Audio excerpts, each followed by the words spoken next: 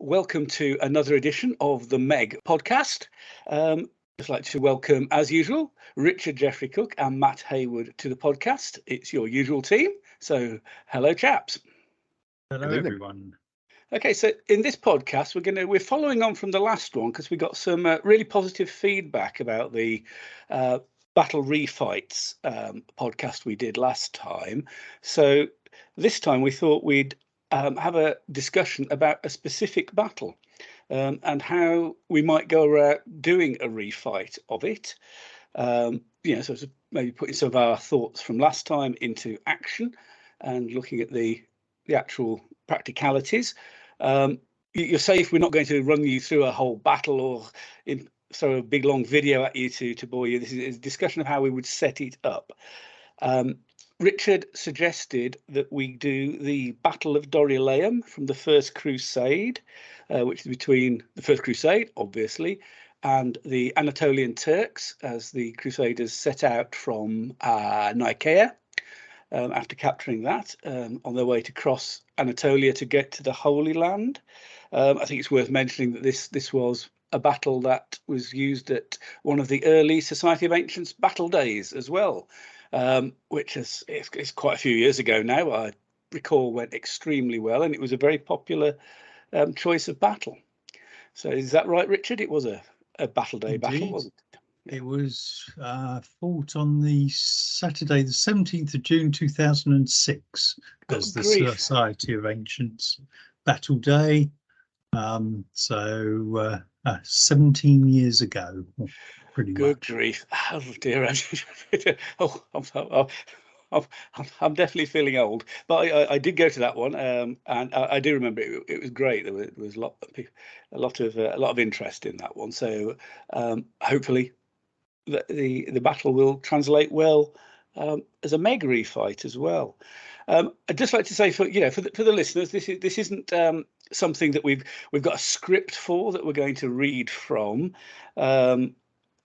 This will just be a discussion between ourselves, a live discussion. We've got some points that we want to cover as part of this, that are hopefully sort of relevant bullet points, if you like, for a refight. How you draw one up. So, it's a bit of let's see how it goes.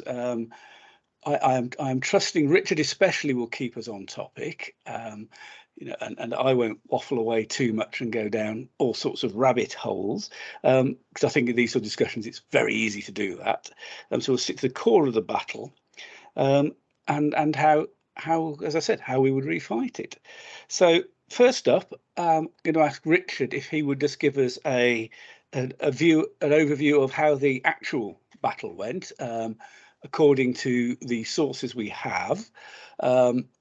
I believe we have a number of sources, but they can be a bit vague, as sources are, and even contradictory. But I think there's a consensus these days as to how the battle went. So I will hand over to Richard to do that, to illuminate us all. Thank you, Nick. So my description of the battle is going to be largely based on a secondary source. I'm afraid I'm not an expert on the primary sources for this period, but I'm using John France's Victory in the East, which I think was published in late 90s, possibly earlier, but around that sort of time. So there may be some more up-to-date information since, but this is what you're going to get. So we're in the First Crusade.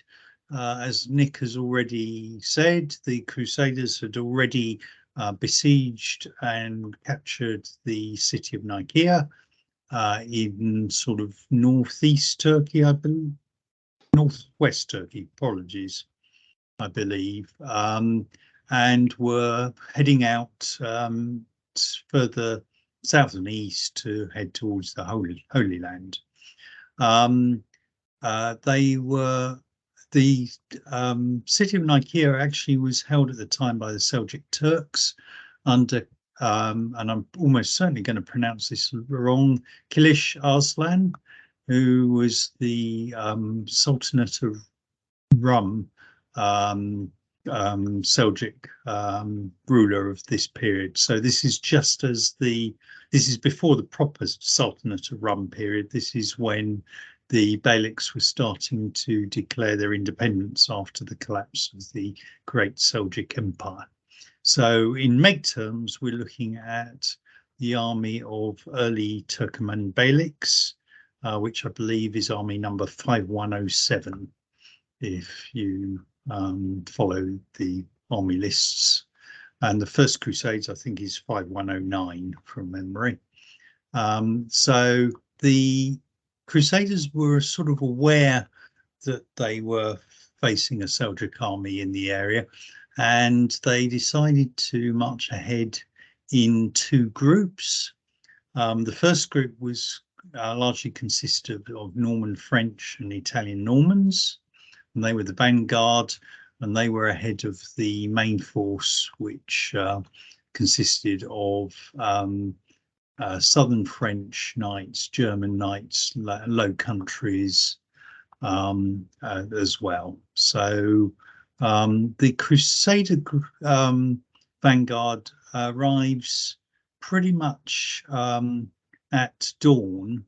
So they were marching possibly to avoid the heat of the day, I'm not quite sure, and become aware that the Turks are ahead of them. So they decide to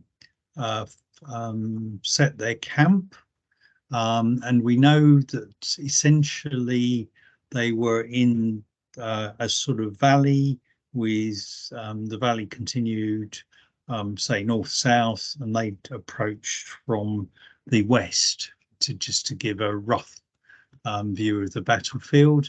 And they sorry, Richard, can I just interrupt? To show my planning's already gone to pot.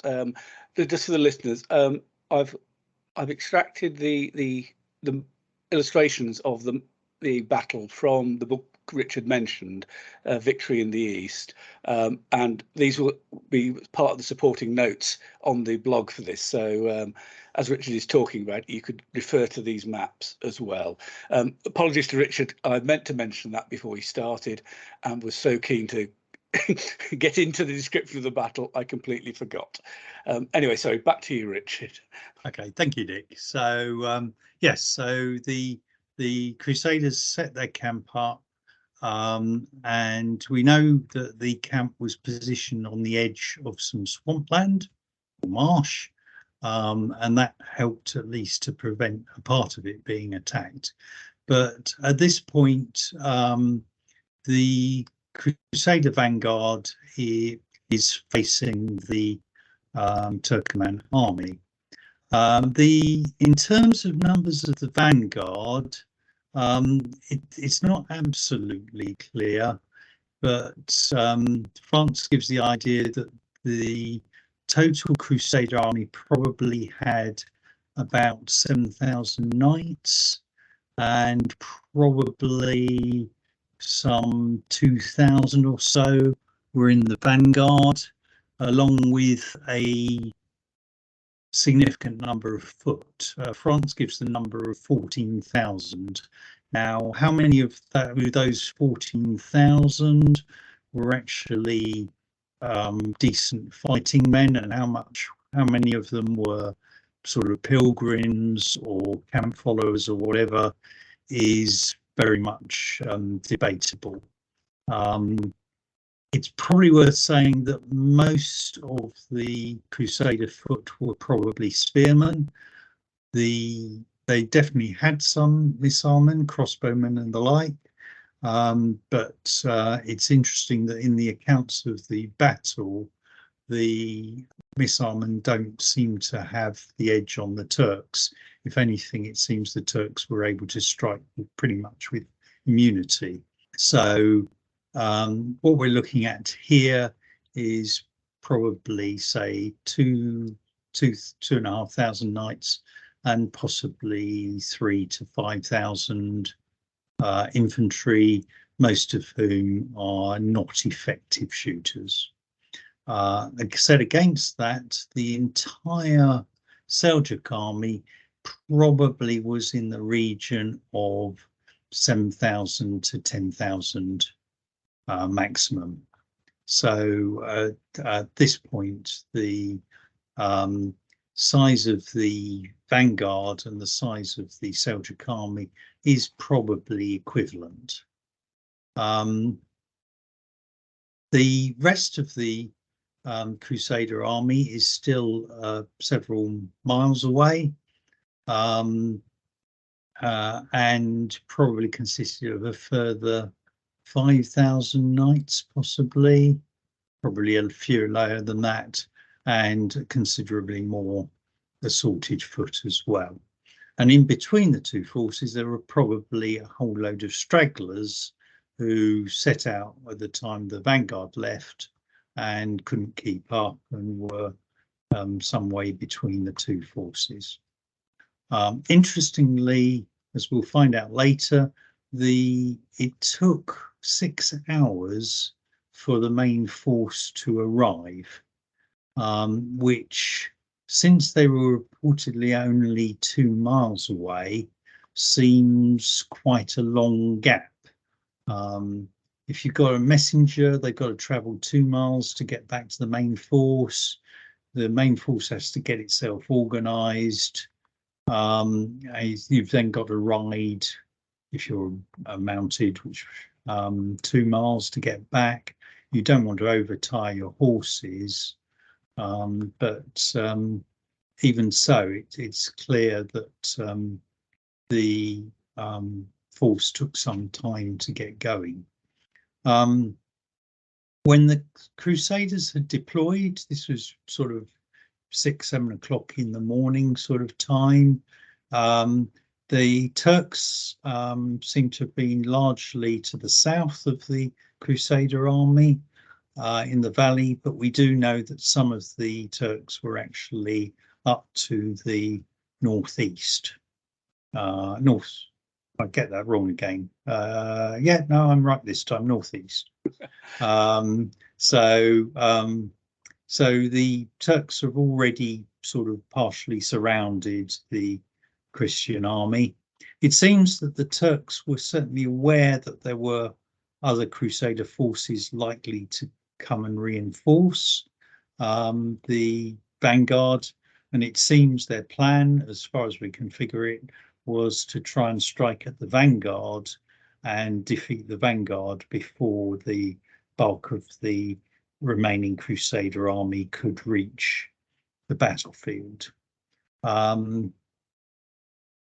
The Crusader knights initially decide to advance out to face the Turks, but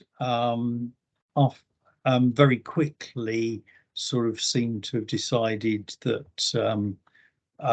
this was going to be a dangerous strategy, and they then fall back towards the camp. And most of the battle, until the reinforcements arrive, is the Crusader knights and the Crusader foot trying to hold off the Turks until the reinforcements can arrive. When the reinforcements do actually get there, the battle turns very much against the Seljuks, and the Crusaders go on to basically defeat the Turks, push them away, and are subsequently able to continue their march towards the Holy Land. So that's your fundamental Battle of Dorylaeum description. Possibly at this point, it's good to go into a bit of detail about the two armies involved. So starting with the Turks, essentially the Seljuk army is entirely mounted. The vast majority of the Seljuk army consists of Turkomans. These are nomadic tribesmen. They're quite fierce fighters. Their main weapon is the bow, and they are very effective sort of skirmishing horse archers. Each of the leaders within the Seljuk army would have had their own guard of gulams, basically slave soldiers, who act as the sort of palace guard or the emir's guard, and probably these amounted to no more than 10% of the Turkoman force.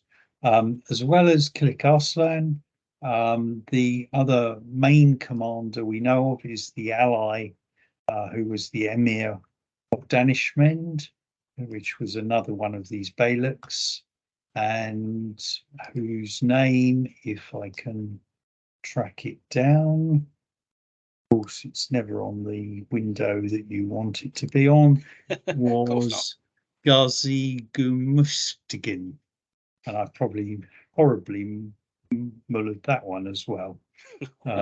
Anyway, he was the Emir of Danishmend. Yes, that's primarily the Turkoman force. The Crusaders, they had quite a mix of leaders. Probably the most notable, although definitely not the sort of commander-in-chief of the Crusader army, was Bohemond of Tarento, who is sort of famous because he eventually becomes Lord of Antioch, the principality, which he gets promised by the Byzantine emperor if the crusade is successful. The more senior leaders included Robert of Flanders, and one of the main leaders of the main army was Raymond of Toulouse, Raymond IV of Toulouse, I believe. But amongst other notables at the battle included Stephen of Blois, who I think later becomes King Stephen of England, if I'm correct on that one. So yes, if it wasn't him, it was his son. It's that dynasty at the time. anyway. Yeah, maybe. Anyway, so yes, quite a whole load of notable lords of the Western Europe at the time are present at this battle.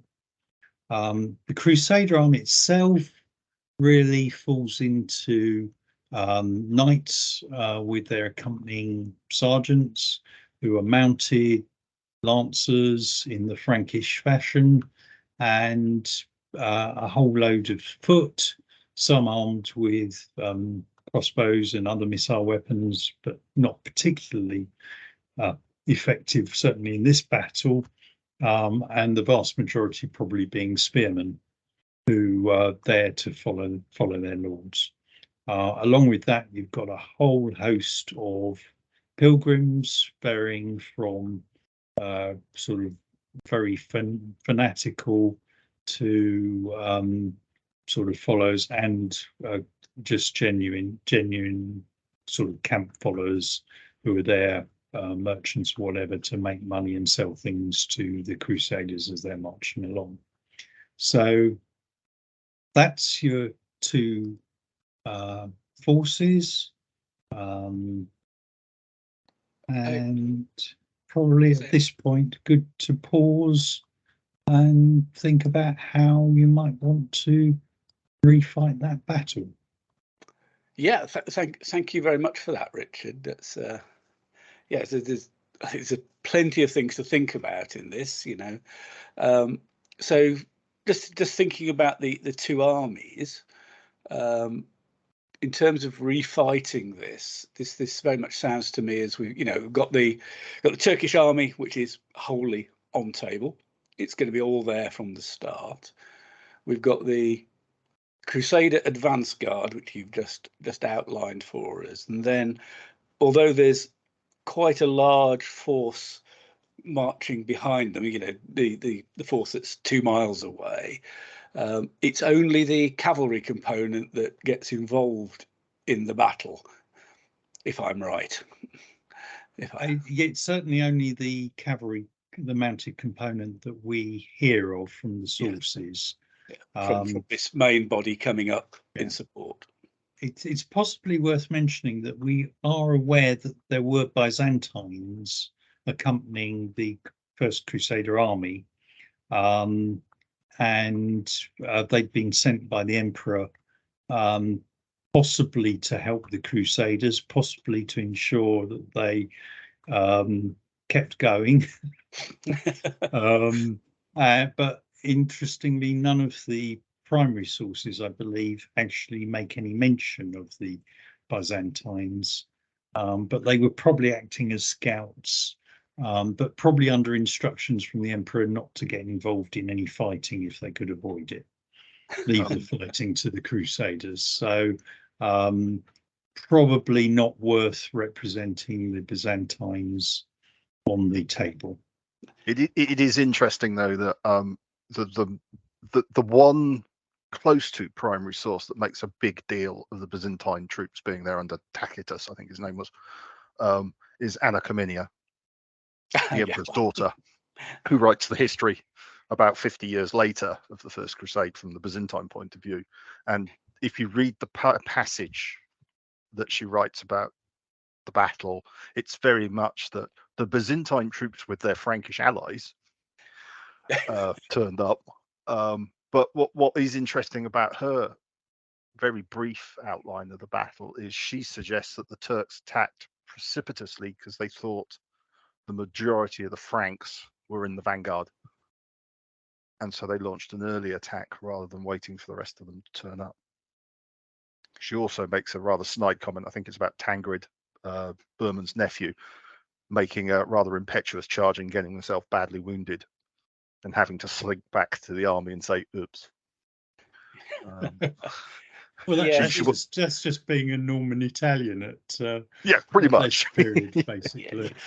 She's not considered the most objective of sources, though, is she, Anna?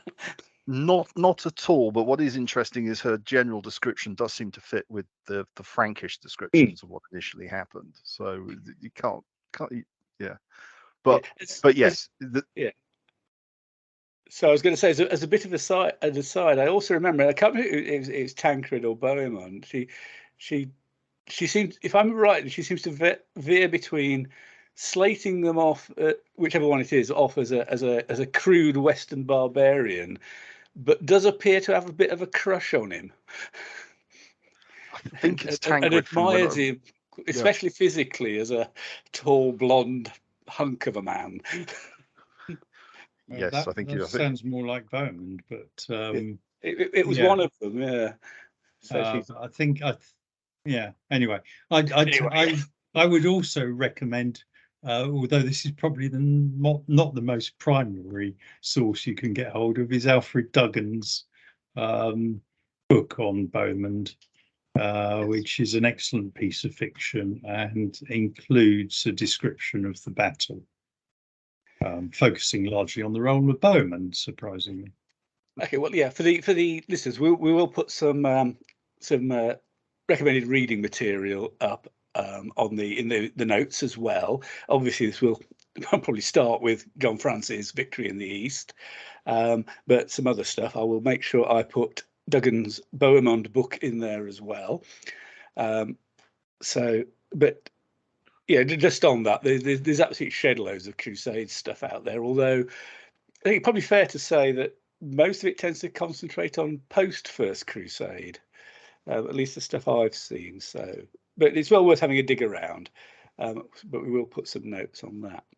So I'm just thinking, folks, for discussing this, I think some obvious things to discuss. Obviously, Richard's touched on the size of the armies, so how we translate that into the tabletop. The troop classifications, because it might not be entirely straightforward, and I would suggest one area that is quite important is the Frankish knights have to be pretty resilient. They survived an attack for numerous hours. Now, whether the sources are right and it was 6 hours or what, it was obviously a heck of a long time. So getting a balance there so that can happen is obviously going to be important. The arrival of the reinforcements that won the battle for the Crusaders, how that is dealt with. I'm sure there are a variety of ways that can be dealt with, and I think I would probably throw in as well how to handle the Crusader camp. And I throw that one in because obviously in our if you like, quote, standard equal points battles, the camp is represented by a single relatively small base, which is a bit nominal. But in this battle, as you'll see from the pictures, the maps of the battle, the camp is slap bang, or it's almost slap bang in the middle of the table, basically, and a camp that's going to accommodate maybe 10,000 people is going to be pretty big. So maybe there are different ways that could be handled that we could talk about as well. If that's okay with Richard and Matt, and of course anything you want to bring to the table as well.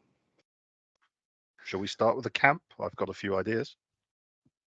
We can do. I mean, we don't have a strict order for this. I think as long as we cover the main points. So Matt, go ahead. Yes, unless Richard has any objections. I'm going to take silence as a no.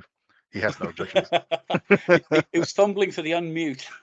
Yes, damn it, too slow. I'm going to quote a source, Gesta Francorum, which is also not the greatest of sources because he was a Burman fanboy and paid for it, paid basically to write his history in Burman's favour. He makes a very specific point that when the battle started, Burman told his troops, his followers, to pitch the tents. Now, okay, you've got to figure that, well, that's not the obvious thing you do at the start of a battle. Now,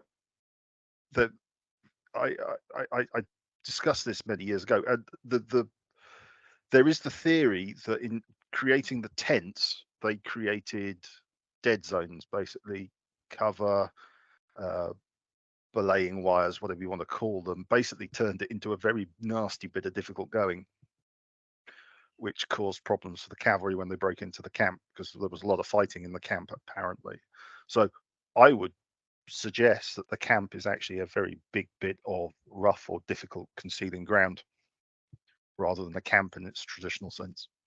Yeah, I would very much agree with that. In fact, in the way I've reconstructed the battle, I've treated it as an area of rough going.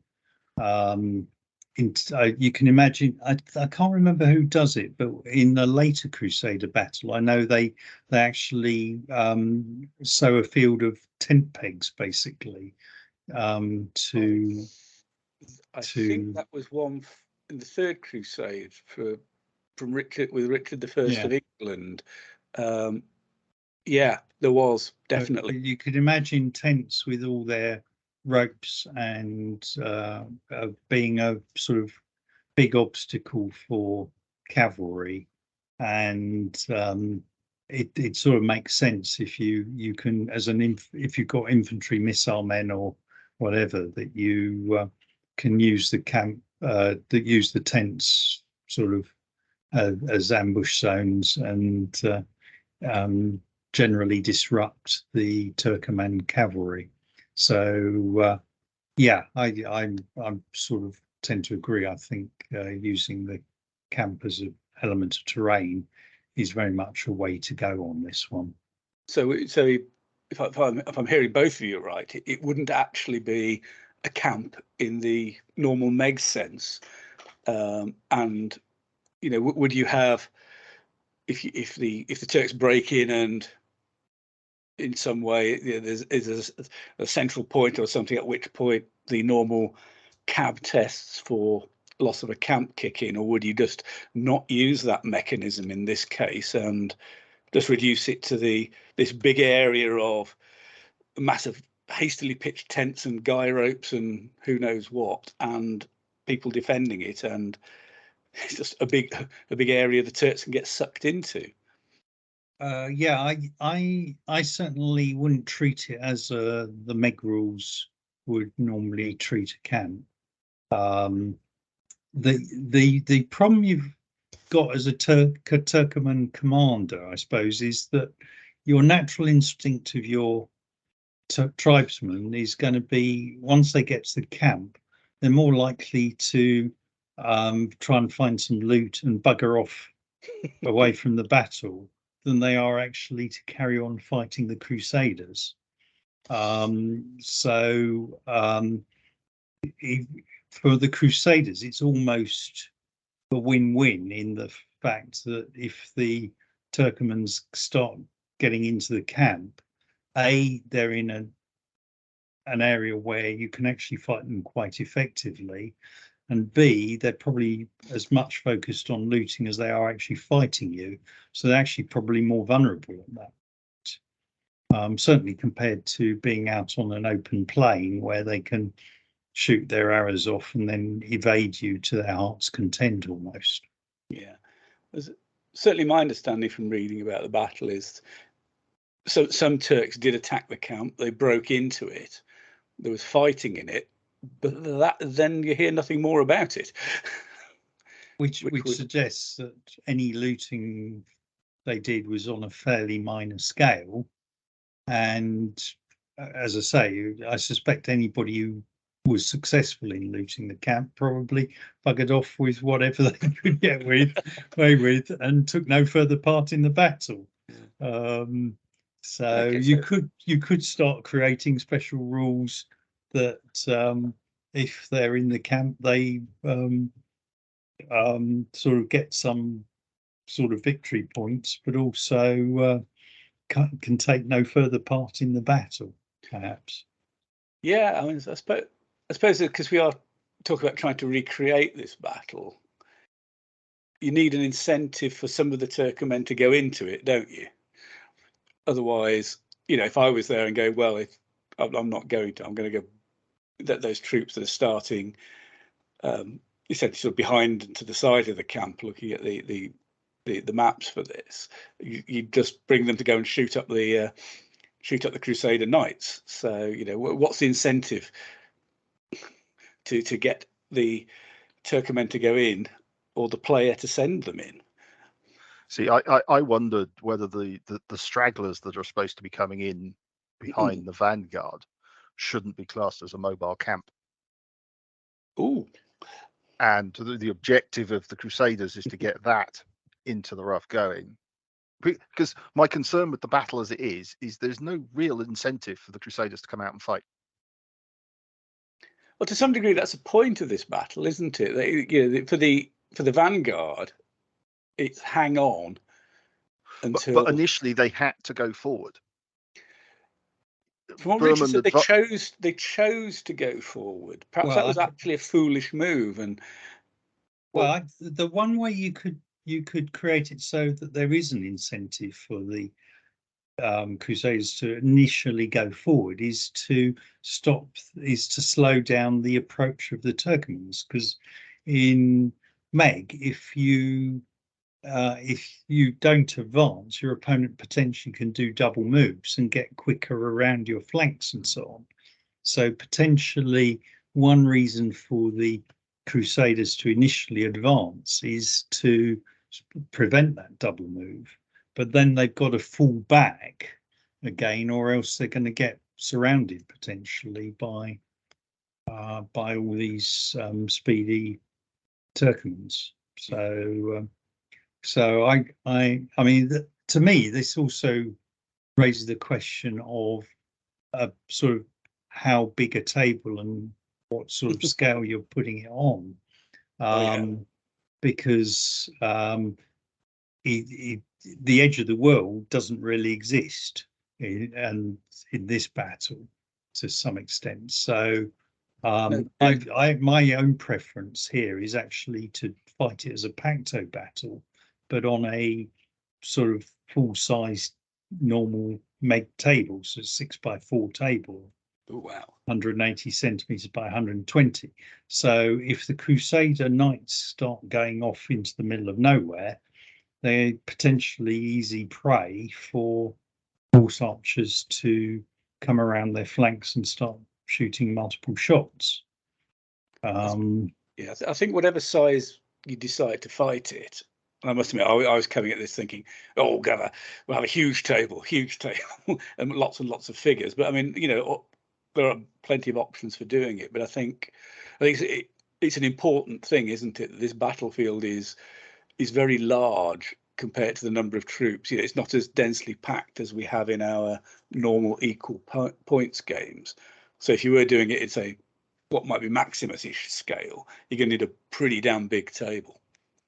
I think that's very much the case, and I think it also brings out this challenge of how do you have the knights being able to stand there and take the shooting for a long period of time.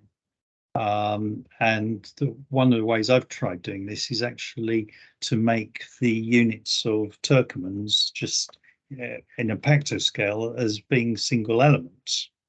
So while I have a mixture of skilled and experienced bow shooting, they are shooting a single element, so they're downgraded a color automatically.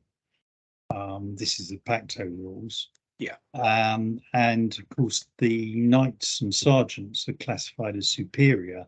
This is from the MeG army lists. So at best, a single element of experience horse archers will be shooting on a black dice, and even a skilled shooters will only be shooting on a black S dice. I think that's certainly a way to do it. So unless you're unlucky as the Crusader, hopefully you're not going to take the sort of double wounds. Hopefully you're taking a single wound, and if you've got the cards, you can then rally off the wound, and the Turkoman's back to square one. It is, yeah. So I think just a quick conclusion at this point, though, on the camp, because we've had a nice little chat about that, is that I think there's the idea it isn't a MeG camp, basically. It's a the suggestion it's a dirty great piece of rough going, presumably with some fighting troops in it, because that's where the infantry end up, isn't it? So, but presumably not enough to form a really, really tough perimeter. Yes, I think that I would have the camp of a size where the Crusader foot cannot defend it all, so that the Turkomans are able to get round, but then because it's rough going, the Turkomans have to be cautious, because the Crusader foot could risk a charge and actually catch the Turkomans, because the Turkomans will be slowed in the rough. Yeah, that sort of go with your thinking, Matt? I think it feels to me it does, from what you were saying at the start. Oh yeah, I think that would work quite well. Yes, definitely. Yeah. So yeah, but just on this, to touch on the stragglers. I mean, you talked about maybe as a mobile camp, and I must be not so sure about that myself. But do we need to represent the stragglers? Swings and roundabouts. To be honest, I'm going to push in my 2 penn'orth on here first, because Matt was hesitating. So I think they add a bit of character to the battle, but I actually would represent them as a unit of pilgrims, possibly fanatic pilgrims, so that they could be worth a tug for the Turkomans. But I would probably have them starting sort of halfway between the edge of the world where the main army is going to come on from, and halfway to the camp. If they can get to the camp, they're slightly better off, not least because they're the only troops in the Crusader army who are defined as loose rather than close, as the foot. So if we're saying that the number of shooters in the vanguard is essentially negligible, so that we don't have any bows. And as you pointed out, if the accounts are making no reference to defensive fire from the Crusader side, that makes sense not to have any shooters, even though the list allows them, because it's a refight, the list can go out the window. Indeed, and I think even in the list, the crossbowmen are not compulsory. That's true. I think you're right for the first Crusade. And I think that's not accidental. I think I took this battle as being evidence that the crossbowmen shouldn't be compulsory. Lists based on history. Shocking, I know. Matt, I think we need to throw him off the podcast. Yeah. Conduct unbecoming. Yeah, it is. So yeah, actually this again, I think the talk of pilgrims and there, I think it's a really good idea, actually, that Richard. Have some, because it's a flavour of the battle. And if they are a tug, it could tempt the Turkmen to go after the Turks to go after it. I suppose this sort of leads on to something we haven't covered, which perhaps is a bit of an upfront one, which is, what are the victory conditions for this? I think you touched on it already. I mean, the battle can end, as the real one did, with the Turks breaking. And I think if we're looking at, say, a bigger than Pacto refight, the Turks had a camp and some Crusader knights got to it. So that they could have a camp to help that. But but in a way, at what point do we decide the Turks have won it? To me, I would actually stick with fairly standard sort of MEG victory conditions, in that the Turkmens have to destroy a portion of the Crusader army. Ultimately, their aim was to try and discourage the Crusaders sufficiently to turn home, which they notably failed to do. But that was their objective. I mean, ultimately, the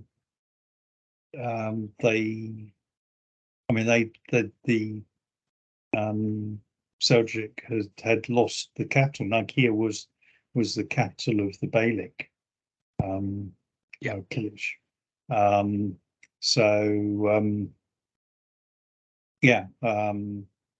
Ultimately, if they could send the Crusaders packing, that was their best outcome for this. And feeding into the idea of, if we had the stragglers as a unit of tug of pilgrims, if you're counting the Crusader force as proper MEG rules, so anything that's off table in a flank march doesn't count, the Turks have a very big incentive to try and finish it quickly. So if the on-table Crusaders only need to lose 2 tugs to lose the battle, the Turks actually want to be quite aggressive to start. So I think the standard MEG rules work quite well in terms of deciding who wins. Okay, that all sounds very reasonable to me. If it works, great. It's so you break more than half of the tugs, job's a good one. And that works for both sides. So, excellent. I feel we're making good progress here. Got some good points there, and that's nice. That's a nice, simple, well-known mechanism. We don't need anything overly complicated. I think just before we move on to maybe another major point, I think we're all at least tacitly in agreement that the Crusader army is one army, and it's not like the vanguard is an army and then the troops arriving from the main force is another army with separate breakpoints. Because I think you might have scenarios where that would happen, but this is all one army. That would be the way I would play it. So yeah. To my mind, that makes sense, because the beleaguered vanguard would undoubtedly be very heartened when a few thousand extra knights turned up to support them. So, by adding to their break point at that point under the normal breaking rules, would seem to to just work logically, really. So numbers. Numbers, I think we've touched on, haven't we? That I mean the basics are that the size of the vanguard and the size of the Turkoman army in its entirety should be roughly similar. Yep. The arrival of the main army then shifts the balance very substantially in the favour of the Crusaders. So in the sort of lists I've drawn up, I actually have the Turkoman army as 9 single elements. This is Pacto scale for anybody freaks out. It's sort of 1 to 1,000 bases ish. Yeah, I actually had the Crusader army as 6 tugs of 10 elements in total, so that makes the size relatively the same. I actually had 2 tugs of lords with sergeants and 3 tugs of foot spearmen and 1 tug of pilgrims in my sort of attempt at this. And then I have the extra main guard. I've got 3 tugs of 3 elements, but you could possibly make that even more, depending. So, and it's quite interesting in terms of points. That mine comes out at 1652 for the Turkomans, and the main Crusade army starts at 1734. And by the time you add the main element, that gives them another 530 points, which brings us on to the classification of generals, I guess. Before this, we just I think it's fair to say that we think that the standard classifications as per the army list are sound for this battle. Knights, protected, charging lancers, so on and so forth. The only possible one is that I think you've already mentioned is the number of skilled shooters in the Turkomans, because I think the list can allow most of the Turkoman could be skilled shooters. I think it's 3/4. But do you say you got about half? Yeah, I just to run through. So I actually split the Turkoman army into 3 generals, 1 command for the Danishmend ally, 2 commands for the main Seljuk army. Each one consisted of a flexible tug of a single element of Turkomans who experienced bow, 1 flexible tug of Turkomans who are skilled bow, and 1 tug of sort of Gulams who are the nobles, I think is the way it's described in the early Turkoman Beylik list. And then the main thing on the Crusaders was I chose not to give the Crusaders melee expert. Okay. But they're already superior. Yeah. So I felt that was significant enough. Possibly not. You may need to play it out a bit. Yeah, I think especially for the vanguards, actually, it's resisting is the important thing, isn't it? I mean, a superior charging lancer, dev charger, who gets into a Turkoman is going to blow him up fairly quickly. Probably doesn't need the melee expert. He probably won't get that far. You'd hope so. Being a Crusader, because either you catch them and you can do the damage, or you don't catch them and you're. But again, if you could keep them, forcing them to run away rather than to skirmish, then their shooting back is going to be fairly ineffectual. Yeah, but we've already, I mean, obviously it plays out. You've already touched on do the Crusaders really be wanting to charge and get too far away from the camp. But that's well, it's an option you could try as a crusader, and it gives the Turkmen a few things to think about. Yeah. Do you try and control your horse archers to go after the knights, or do you carry on focusing on the camp? And I actually, just to bring it back to the commanders, because I think it's worth mentioning. I think the commander's very important. I had the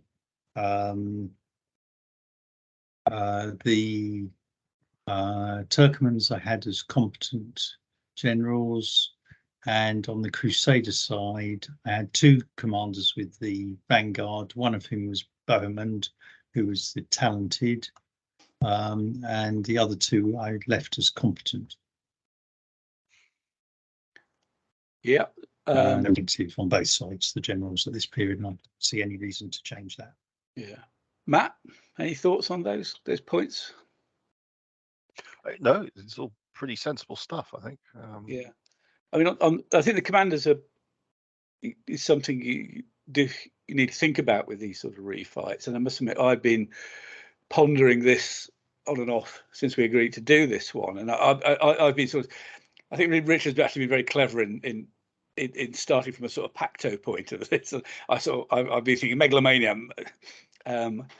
more Maximus size, so it might be more than 2 units of the Crusader Knights in the vanguard, but whatever. So you'd want to scale your generals to that. And I must admit, I'd been thinking maybe the vanguard would have 2 talented generals to allow potential holding of charges and also buying off the wounds.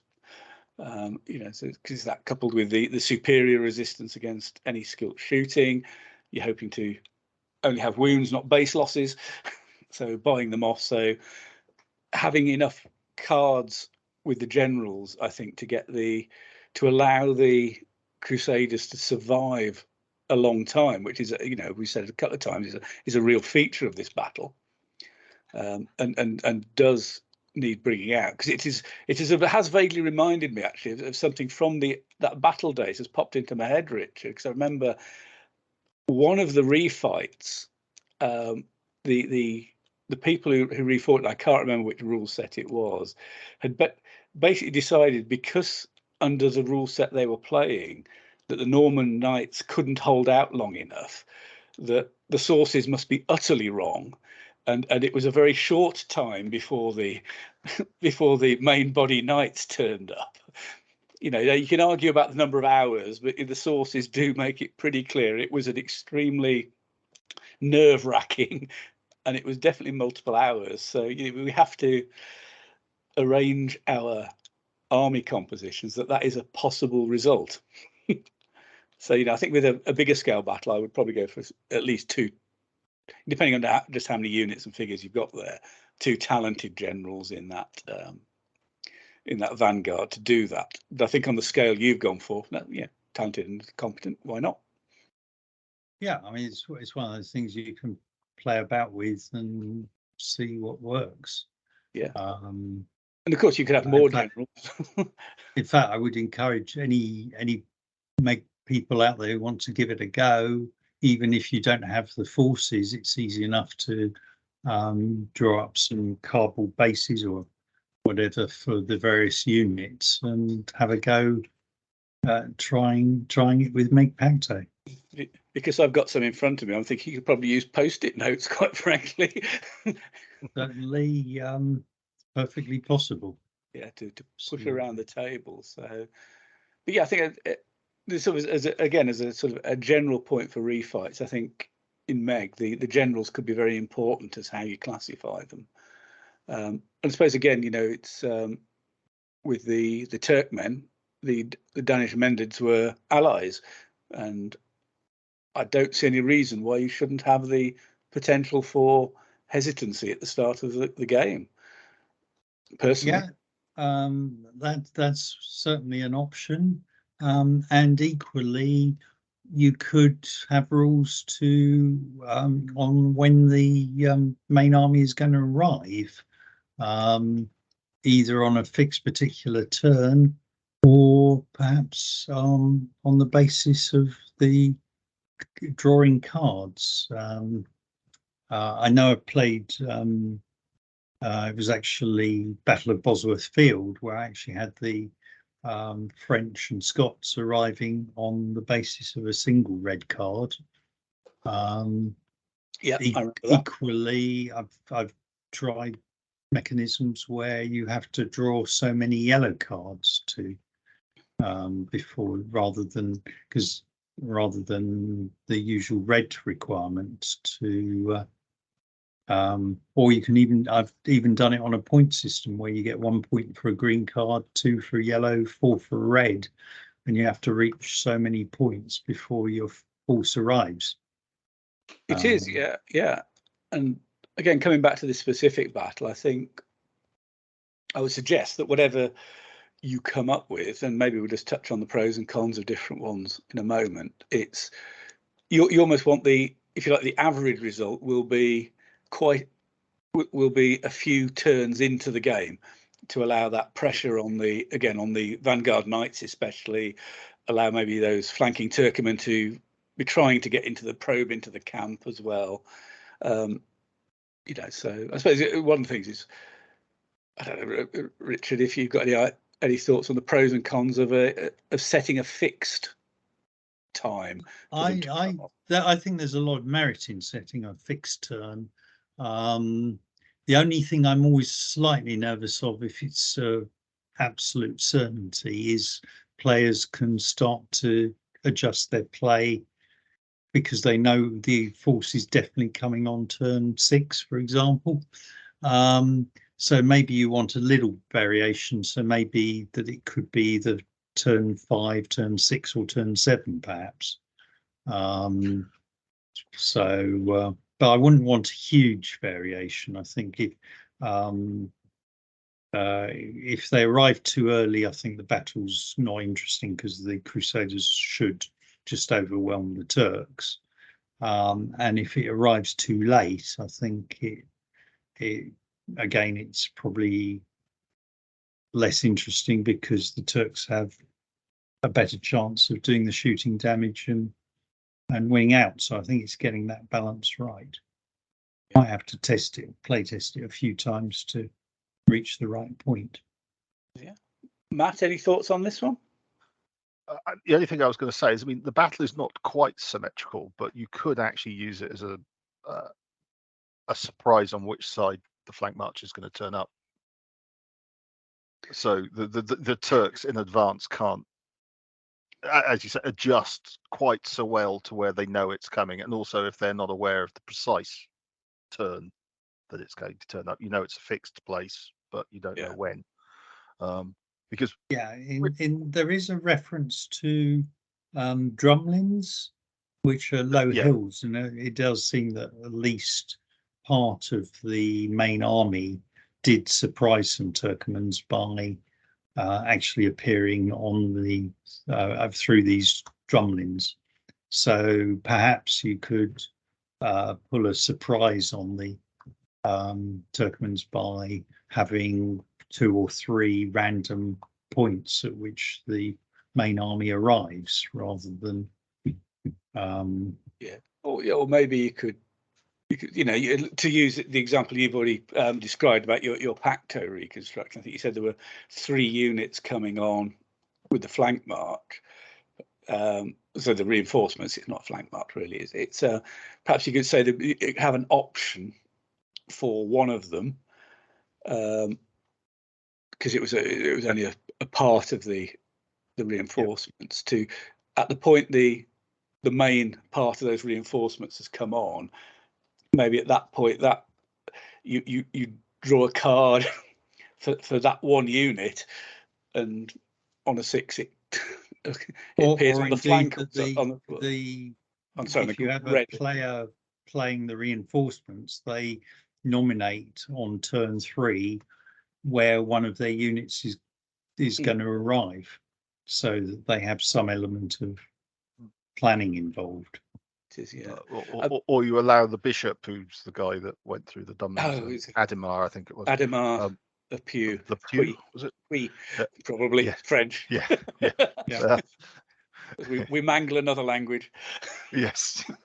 I'm not. Well, let's go strictly. Presumably it would be Norman French, early medieval Practically Norman English. Practically English. Practically English. What I was going to say is that you could allow his flank march to turn up, say 12 base wits in on the Turkish rear edge, so it comes in at an angle rather than straight from the table edge, so it can actually appear closer. Yeah. The element of surprise being as it is, but yeah, because that's quite hard. Sorry, Matt. Sorry, I was just going to say trying to get the element of surprise into a refighting MeG is actually quite hard if you're trying to keep it within the normal-ish mechanics of the game. Yeah, I mean, you could throw all sorts of things in about this, couldn't you? You could have some sort of random events, couldn't you? You know, Yeah. and Adam arriving from an unusual direction could affect a random event, some sort of mechanism. I'm sure there's lots and lots of random event mechanisms used by war gamers around the world. You know, you maybe even pop a card into the deck, use an ambush card or something, and if that gets dealt to a general, it generates some form of random event. But you could certainly do that, yeah. But yeah, as you say, keep it within the, if you like, the more straight up down rules. Yeah, I have to say, you know, on the arrival of the reinforcements, I'm more tempted just to go with the straight flank march rules from MeG, because you'd need 2 reds for it. And I think Richard's got it as a competent general. Yeah, but then again, 2 reds on a competent general might actually take too long. Maybe a red and a yellow. I don't know. You know, I'm just being a bit devil's advocate, because Richard and yourself seem. Yeah, I think the odds of getting 2 red cards. Well, I think that has quite a high variability. Yeah. And the odds of them not coming on at all seem to me dangerously high. So I'd probably want something with less randomness, personally. Yeah, I think it's the point you made, wasn't it? You could say have turn 6 as a medium point, but turn 5, 6, or 7, and have some randomness between those 3 turns, as an example. Yeah, just to allow for that uncertainty. So yeah, because it's because you want it. Yeah, I suppose certainly from my point of view, I'd want it to have reasonable closeness to the original, but you know, without just completely running on rails, and pushing the figures around till you've decided in move 10 the Turks are broken, which I think could be a bit dull. So that, but you know, actually, so personally, I think I would want some variation in it. How you did that, I'm sure there's many ways to do that, even if it's just roll a dice. On turn 5 needs something to come on, turn 6 it needs something to come on, and if it hasn't come on in those 2, it comes on in turn 7. Yeah, I mean, you could even start it at turn 4, give them an automatic red in turn 4, and then they randomly take 5. Yeah. And if the red turns up, they turn up at 5, and if not, 6. And again, the quality, if you're doing anything that's with the cards, and sticking to reasonably close to normal mechanisms, the quality of the general you have for the arriving force affects the number of cards they get. So, or you could just say it's X number of cards for the flank march, effectively, and when they come on, they're whatever quality of general you've assigned to them. You know. Well, I think given the amount of time it took them to turn up, relatively competent is probably the best you can manage. You know. Yeah. I don't think they're legendary. We're not looking at something equivalent of one of Caesar's rapid marches to somewhere. Although I've always had a feeling some of his rapid marches got him into more trouble than.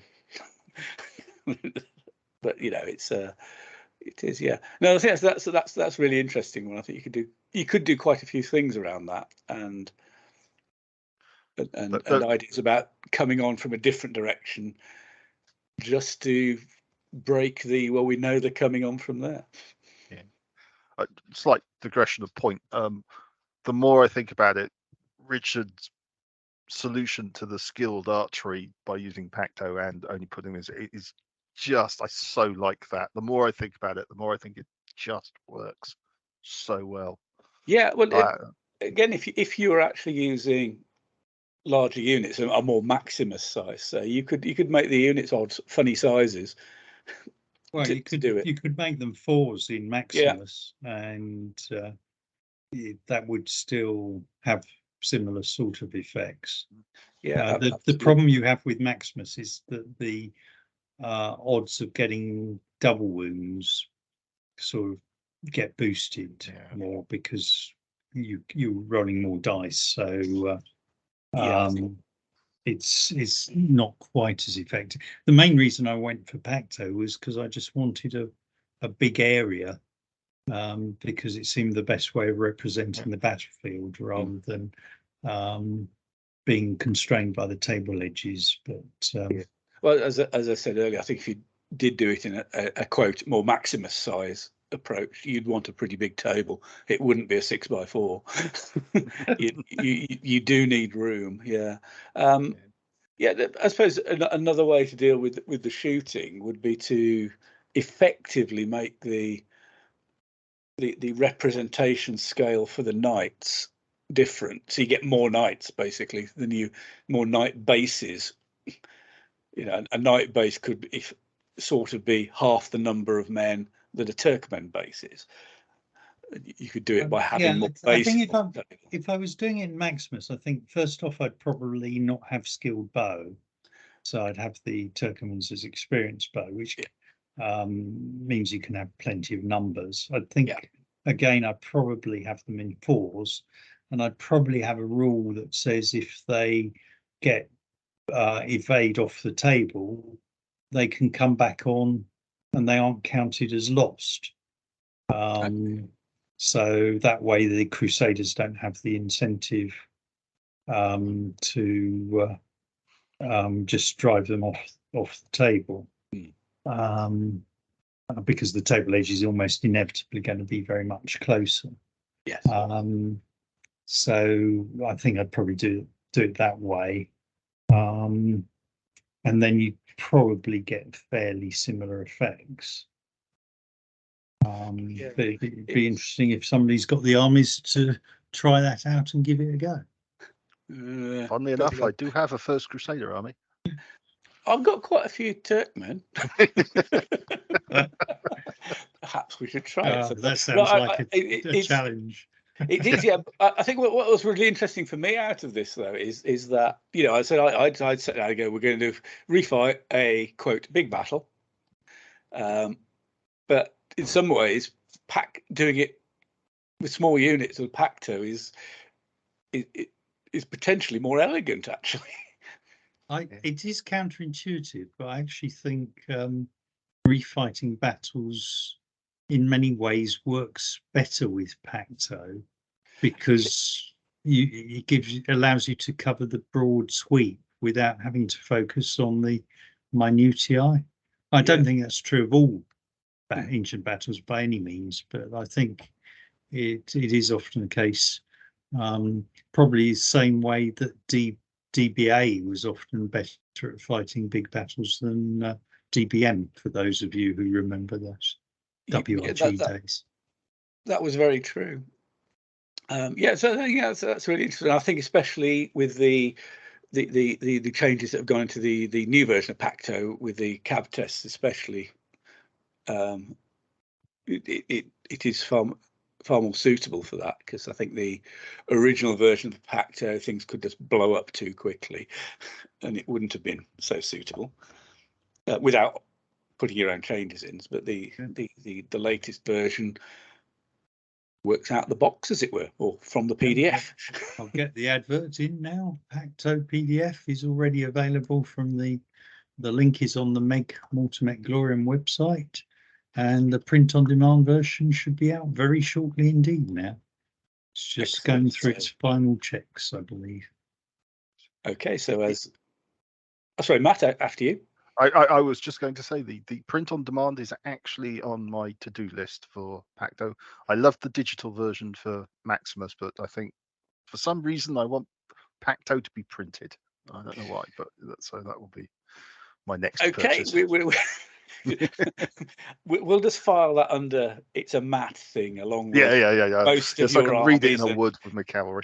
Cavalry ambushing in woods and or indeed fighting by choice fighting in woods and other things that just live in Matt world. So so in fact I encourage the listeners who are interested in the Pacto print on demand, so when they're listening to this, go and check now, because there will be a delay between us recording this and it going out, so you never know. It might actually be available. But that's really good news, Richard, so thank you for that update. I think we've covered quite a lot there, and covered certainly I think it's ticked off all the key points of this particular battle. Well, I'd be very interested if anybody listening to this podcast is inspired and does go ahead and tries to refight this. Let us know how you get on. Indeed, absolutely. So, because as I sort of might segue into a little thing, since we have some time to carry on and hopefully entertain the listener with some other stuff, it segues nicely into something, because I generally think that MeG works really, really well for the Crusades period, and handles the difference between so in broad terms, the Muslims and the Crusader armies very nicely, and the different types of troops and their interactions. So yeah, hopefully it was inspired this. It's maybe Matt, perhaps we should try it at some time. Yes, it sounds like a plan. I'm just trying to work out when and where. Yeah, we will have to sit down and discuss. Yeah. I mean, it's like these things. A bit of forward planning and a bit of thinking about it. It would be rather good. But certainly, if any of our listeners do, please, tell us how it goes. Put it up on, on the forum or the Facebook page, to show people, how it went really, and explain what you did, which may be the things the ideas we've had this evening, or you might have a brilliant idea of your own that will blow us all away. But yeah, do tell us. So great. I think that I've thoroughly enjoyed that. That's been really interesting. A number of points thinking. I say, the whole idea of starting from Pacto had never crossed my mind. Hadn't me either, and I think it's another genius suggestion from Richard. Sure. We're complimenting him too much at the moment. Yeah. I think that's his quota for the night. Yes. So actually, we can move on to something where perhaps we can ask him what went wrong, because saying that MeG works really well for Crusades. Last weekend, from when we're recording this, there was the Outremer and Reconquista competition that was held at Battlefield Hobbies, which was a selection of, obviously, Crusader and opponent armies from Spain through to Outremer, from round about the First Crusade to the fall of Acre in 1291. And we had 16 players. And actually, I am going to have to start by thanking Richard, massaging Richard's ego again, because Richard very kindly said he would attend if we had an odd number, to keep numbers equal, because odd numbers and buys are just a real pain. People paying to go to competitions, looking forward to it, and not getting the full quota of games is highly undesirable. So Richard stepped up. We had 15, and Richard made it 16 for 4 games of Crusades themed loveliness at Battlefield Hobbies. And obviously, thank you to Battlefield Hobbies for that. And we were lucky. We had Tommy Warden, his grandfather Tom Warden, over from Ireland, which was great. Great to see them. Tommy's a big fan of MeG, and it's been over a couple of times now. So, and is running his own MeG competition in Ireland at the end of this month, which we'll mention later as well. So good luck to him on that. But I'll just say I loved it because I like the period. I like the armies. And I did quite well. I didn't win it before anybody thinks that. We congratulate Lee Sanders for winning the competition.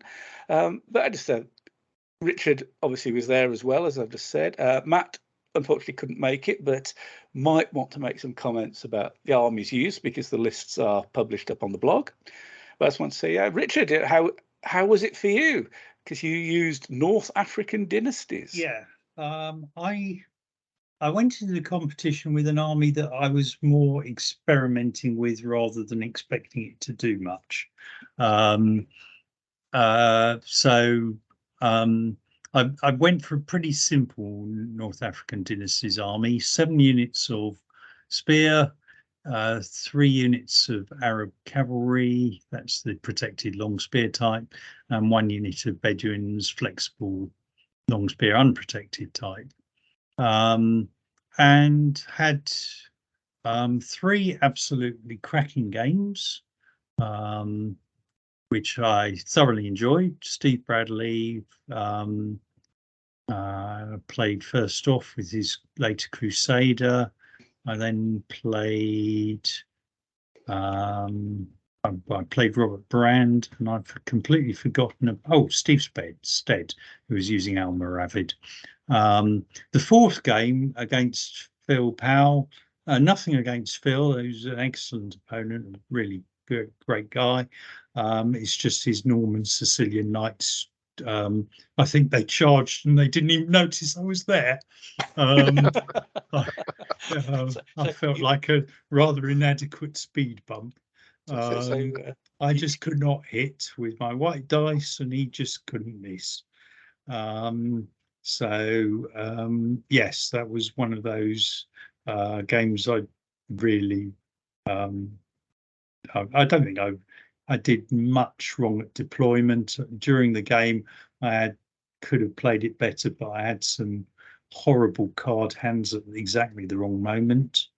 When you keep back 2 red cards, you hope you don't draw 2 blacks, and you then draw 2 blacks, and that meant I couldn't maneuver, so I got hit in the flank, and that probably was the final straw that broke that particular battle.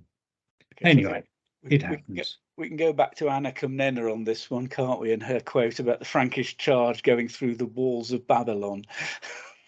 Yeah, well, it certainly went through my spearmen.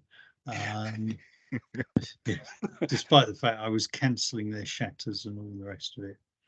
Anyway, never mind. But yeah, overall I came 10th with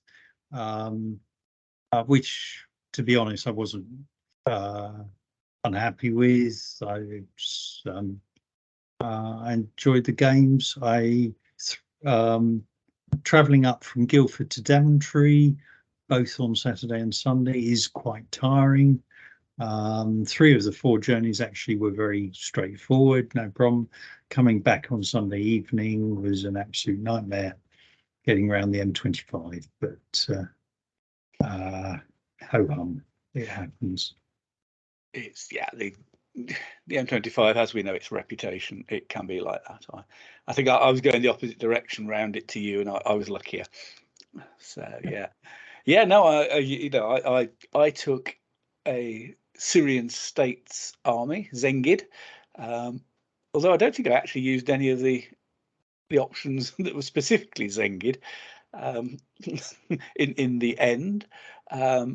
It's sort of obviously it's Muslim army. It's got some shooting. I've got a couple of units of Mamluks, some Turkmen, including a 2-unit Turkmen ally, which gave me a couple of units of skilled shooters. And I had an Armenian ally, which gave me 2 punchy cavalry units, an Armenian nobles and some Frankish knights, as well as a fairly useful little unit of infantry skirmishers. So I thought it's an interestingly, it turned out to be interestingly quite balanced army actually.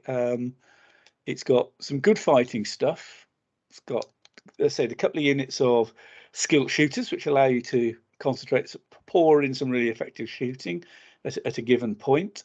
And with the Franks, and add a unit of Syrian cavalry, the long spear cavalry, similar to the ones Richard had in his army, and the Mamluks give you a sort of solidity and good fighting force. It turned out to be nicely balanced in my view, and I think the performance showed it. I won 3 games out of 4.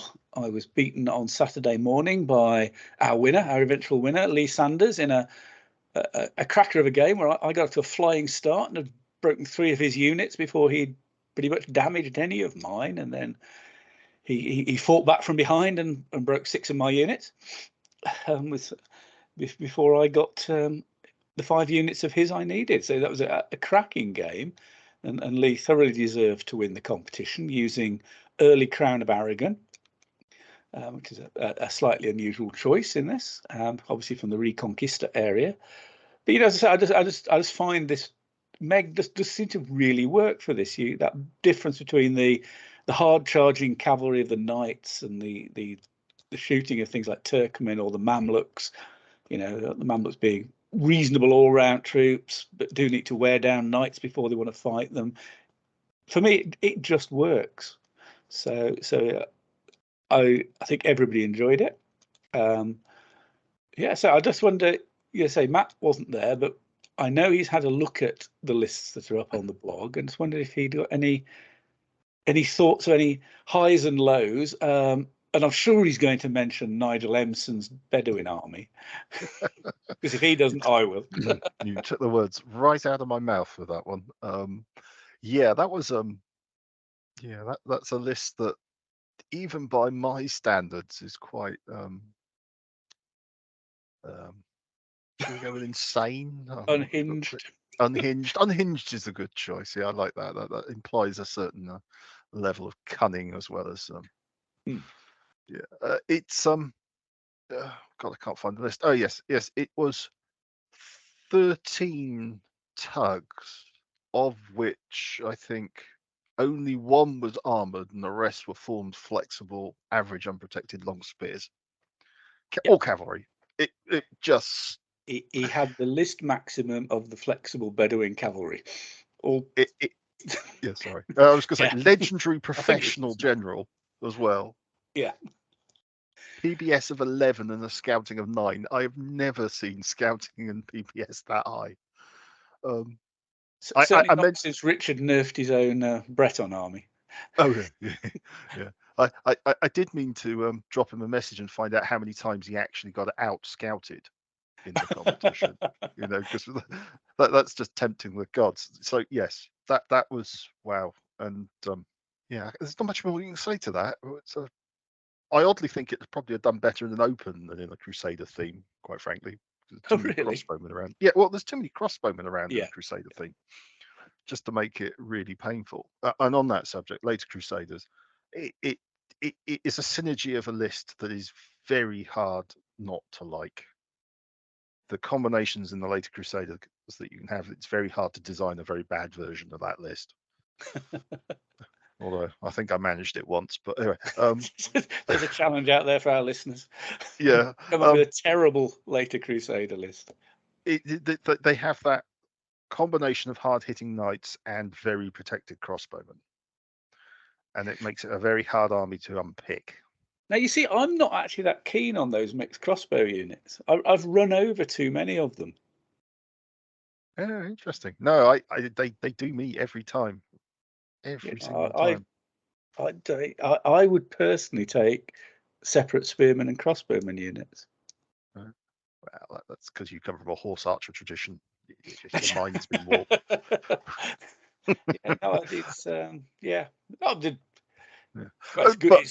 It's good to prove there isn't an absolute right answer that everybody's going to agree on. Oh, absolutely. So yes, so there were quite a few later Crusaders I noticed, but there was also a lot of idiosyncratic lists, maybe ones that I wouldn't have expected to see there. The Crown of Aragon was a surprise to me, but I can see the logic. The Almogavars actually make quite a good anti-crossbow unit, assuming you can get through the shooting as you go in. But is that another Spanish word you're going to struggle with? Apparently Spanish as a language is something that I just should not go near at any point for fear of starting a diplomatic incident. Not that I'm sure what the correct pronunciation is, so I'm going to keep definitely don't go with whatever I say. Assume whatever I say is wrong. and move on. But yeah, so I was really interested in that. So yeah, I desperately sorry I missed it, because I do like a good Crusader punch up. I think having played Lee with that army, it's an army to get. It's one for the better player who can coordinate disparate parts. Having been taken apart quite comprehensively by Lee twice, using two armies that I was actually quite used to using, he very much falls into the camp that he designs a good list and knows how to use it. Yeah, frankly. Although I believe this one was designed by Hammy, who'd used it at a previous competition, and Lee nicked it because he liked the look of it. I think it was used at I think Hammy used it. It was used at campaign. Hammy used it at campaign. Well, kudos for Lee for recognizing it and then brutalizing 4 people with it. So, yeah, including me. Because he got the full 60. He got the full 60, didn't he? He got the full 60, but he beat 4 people, 4 of us on the bounce. It was an absolute pleasure of a game to play against him. So that makes it worse when you're beaten by a person who's so nice. Can't stand that. He's a good player. He's a nice bloke. I feel just ban him. If he was a grumpy so and so across the table, that would be a saving grace. But no. Joking aside, we had an absolute great game. So, I just got one thought of mine on all those Crusaders. I think there was in the later Crusaders, because there was also a First Crusade and Philip Powell's Sicilian Norman. But the later Crusaders, most of them had the Iobid's Syrian States ally. The one that didn't was Tommy Warden's one, which was just a brutal frontal attack with a unit of fanatic military orders thrown in and led by a legendary general. I don't think Steve Bradley's had an ally either. Oh right, I apologise, Steve Bradley. I just remember Tommy's did. I think Steve's didn't, but Tommy's was just more brutal. Yeah. Tommy has form for brutal armies. He's done that Roman Legion one, which was Caesar. Yes, he did. Yes, he did. Yeah, I think he's found his fighting style, hasn't he? And that's his sort of army, because he did well with it. Yeah, absolutely. I'm not surprised if it catches you on the hop. You can't, stopping it. Yeah. Another army I like to look at was Keith Spedding's Armenian Kingdom with a Ilkhanid ally. Yes, I saw that. That took my fancy as well. Yeah. That went on the. I was surprised he didn't do better with it. I am as well. I am as well. I think he just. I have a theory. Yeah. Keith was forced to throw dice. There is a certain amount of that. He can have the most appalling luck with dice. Genuinely, I know in his last game he was brutalised by Tommy's army on that base. I think Tommy just threw it straight at him, rolled dice, and came out the other side. That is a problem if you've got a knight versus knight contest. That it can become very much who gets the initial good dice rolls. Yeah.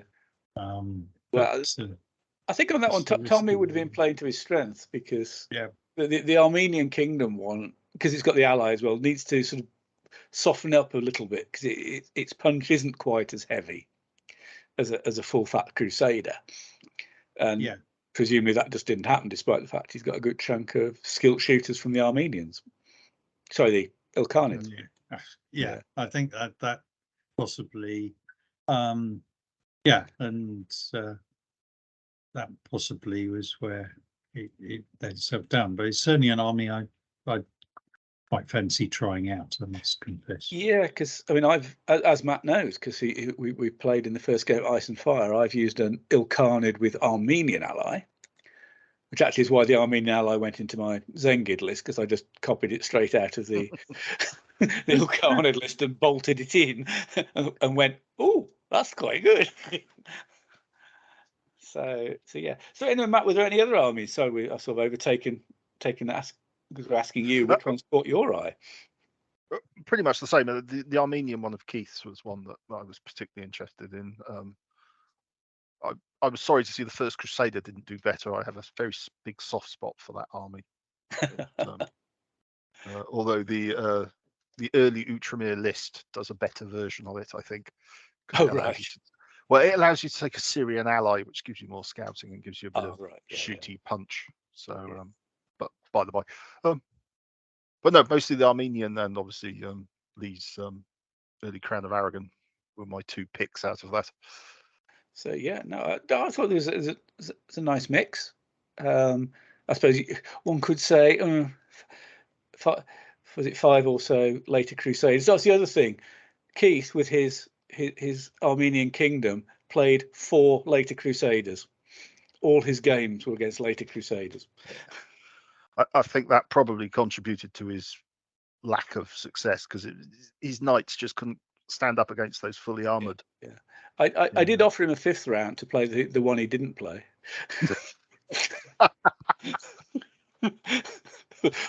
But he declined that. But yeah, that was just one of those weird draw things. He's oh look.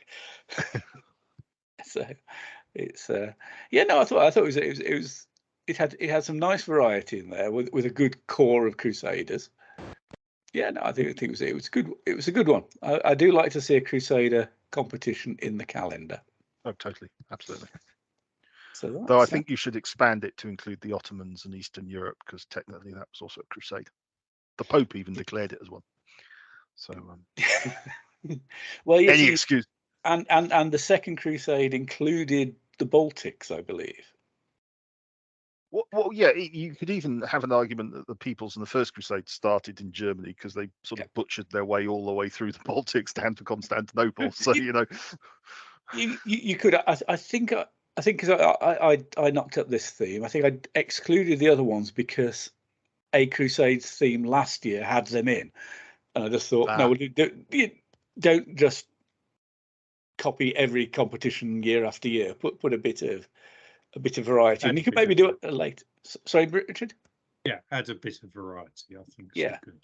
Yeah, whilst keeping a good core of a popular period, you can play around with it a bit. Yeah, you could. Yeah, I think one with Ottomans, sort of maybe a sort of post Hattian onwards and run through to, because there were still Crusades going on into the 15th century and probably later as well. It was quite a popular pastime. It certainly didn't get knocked on the head quick. No, so you can do lots of things. I think it's just a matter of, the mixing things up a bit, but avoiding having all your competitions as completely off the wall. Yes. Yeah. Want a good core. So anyway, okay. Sorry. I was going to say, what's the next competition on the calendar? I have lost track.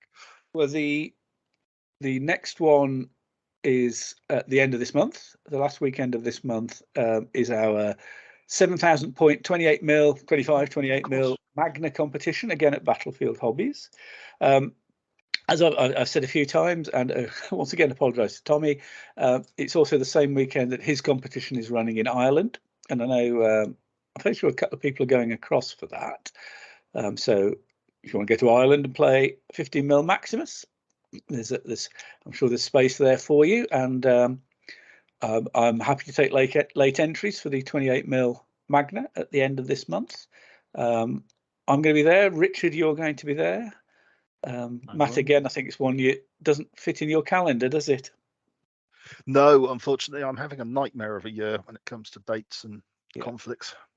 So anyway, that's a 7,000 points Magna Open competition. So if you've got some big toys you want to use, feel free to enter. Come on down and join in the fun. After that, in mid-July, there's Attack in Devisers, which is a classical Greek and Persian theme. Details of the actual allowed armies are on the forum or the Devisers site where you buy tickets from.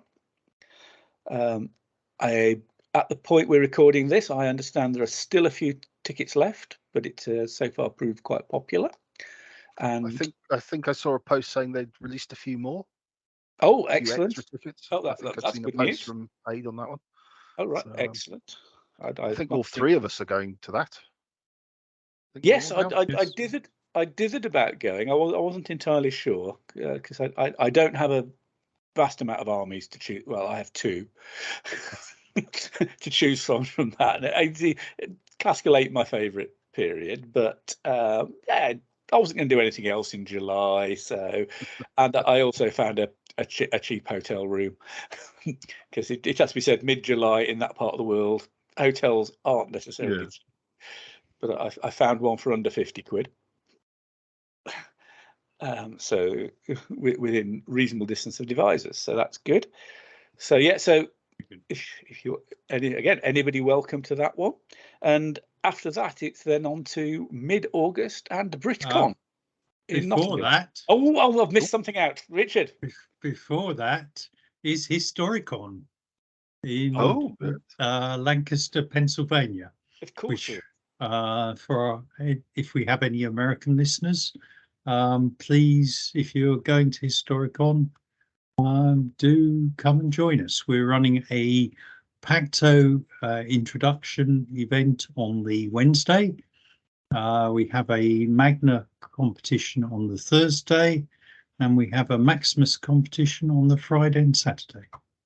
So looking forward to that, and hopefully creating a bit more interest in the United States. Yeah, I think in a different year I would have been going with you, but that sort of foreign trip isn't within my financial remit this year, unfortunately. So yeah, and apologies for forgetting that. I think because I'm not traveling, getting very parochial. I'm only thinking British tour, well, English tournaments, and hence having managing to arrange the clash with Tommy's one. So yeah, so Historicon because that's in July, isn't it? That it is. It's the I think it's the 19th to the 24th, 3rd, 4th, something like that. That's right. It would have been the week after the UK Devisers. The week after Devisers, yes. So I got the delight of competition ending on Sunday, and then Monday flying off to Washington. Well, that's one way to recover. Fortunately, it's not a 6 a.m. start. Let's say such is the life of a MeG superstar, you see. It is, yeah. So anyway, so after the July ones, mid-August in the UK, in Nottingham for BritCon. Which I am list checker for, so get those lists in. Let me check them early. We've got to decide what to take. It's an open competition. I can never decide what to take for an open competition. So that's 5 games over 3 days in the centre of Nottingham at Nottingham Trent Uni. Tickets available from the BHGS. Obviously, link on the forum as usual. Basically, there are no limits on the number of entries for that one. If you want to come and join us, buy a ticket, sort out some accommodation, and come and play 5 games. And there's a really quite reasonable pub just across the road and from the venue, which we sort of adopted last year, didn't we, Richard? Indeed. And we'll no doubt do so again this year. Indeed. And an okay Indian within walking distance. Yeah. If that sort of thing rings your bell. And then used to be sorry, go on, Richard. No, I was going to say, and because it's relevant to our topic today, I want to mention that in early September, there is a Pacto event at Colours on the one day of Colours. So basically allowing people to turn up If you've got an army, great. If you don't, you can borrow one. And you never know, we might even try a refight of Dorylaeum. Oh, that could be an interesting idea. Yes. What date's that one? That is something like 9th of September, but don't Okay. look at the forum. Of course, I keep saying look at the forum. It's hunt for colours for Newbury. If you enter the Pacto event, you'll get free entry to the show as well. Which is at Newbury Racecourse still? Newbury Racecourse, yes. So it's It's a really good show as well. So yeah, it's a long time since I've been there. That's pretty much my birthday as well. So that gives me a feeble excuse to buy myself a present if I go. Have you ever needed an excuse? No. It isn't. So okay. So that's some upcoming events. Obviously, if people have other events or other things they think people should know about, pop it up on forum, the Facebook page or whatever, so that people get to know about these things. Is there any other business, guys? Anything else we think the listeners might be interested or should know about? I'm going to put this out here. I am in the process of testing ACW, American Civil War rules, using the CCC system, i.e. the cards and the dice. And if anybody wishes to be involved in playtesting, please contact me via the MeG forum, or other channels are available. And I'd be welcome to hear from you. Great stuff. That sounds interesting, although it's personally I find it's way too modern for me. Anything after about the end of the 17th century, I just lump into modern. Yes, it's got gun things, yeah. Well, I can go with some guns, but only ones that go bang, create a lot of smoke, and you probably miss with. I think that's true of American Civil War guns, actually.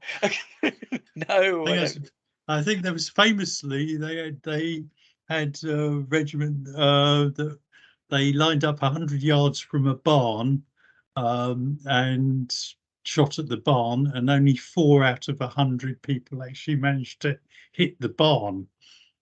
So not even the barn door. This was the whole barn. No, this was the whole barn. Is that genuinely where the phrase "couldn't hit the side of a barn" comes from?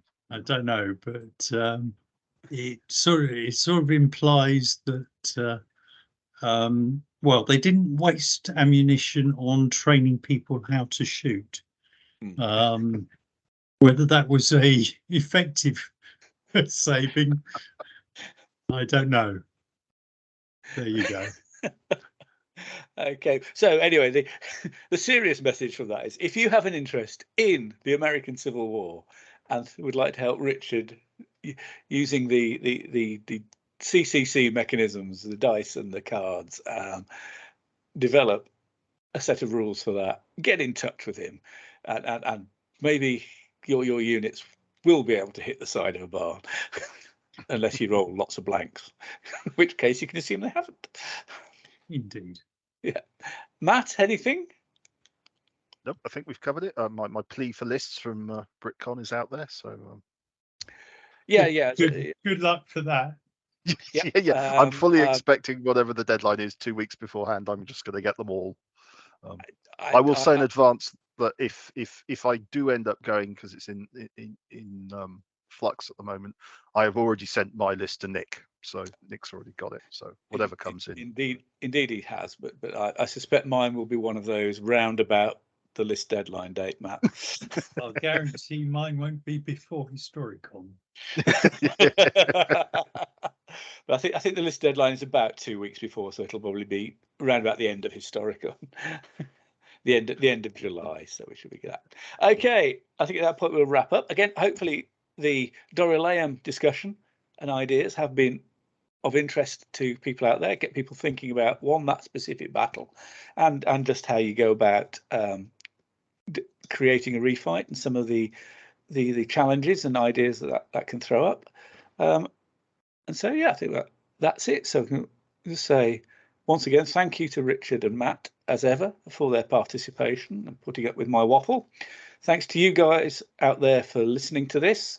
Feedback always welcome, ideas always welcome, and I think especially on the Dorylaeum thing, any points you think we might have missed, any alternative ideas you have, and especially, as Richard said, if you do a refight, tell us how it goes. And do check out Nick's blog for the maps and army lists for refighting Dorylaeum. Thank you very much, Richard. Thank you, and good night.